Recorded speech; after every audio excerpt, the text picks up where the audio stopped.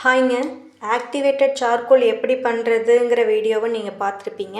But activated charcoal பவுடரை நம்ம எதோட கலந்து யூஸ் பண்ணால் என்னென்ன பெனிஃபிட்ஸ் அப்படிங்கிறத நான் இந்த வீடியோவில் சொல்லியிருக்கேங்க. வீடியோவை மிஸ் பண்ணாமல் கடைசி வரை பாருங்கள். நம்ம வீட்டில் யூஸ் பண்ணுற கோகோனட் ஷெல்லை நல்லா வாஷ் பண்ணி நம்ம ஸ்டவ்வில் பேர்ன் பண்ணி அதை ஒரு பாட்டில் அப்படியே எடுத்து போட்டுட்டு அதில் தண்ணி மிக்ஸ் பண்ணி ஒரு ½ லெமன் பிழிஞ்சு விட்டு நீங்கள் ஒரு நைட் ஃபுல்லாக அப்படியே விட்டுருங்க. காலையில் எடுத்து அந்த தண்ணி ஃபில்டர் பண்ணிவிட்டு நல்லா சன்ட்ரை பண்ணி அந்த அந்த அந்த சார்கோலை நீங்கள் பைன் பவுடராக அரைச்சி கிரைண்ட் பண்ணி எடுத்துகிட்டு வந்துட்டீங்க அப்படின்னா உங்களுக்கு ஆக்டிவேட்டட் சார்கோல் பவுடர் கிடச்சிடுங்க.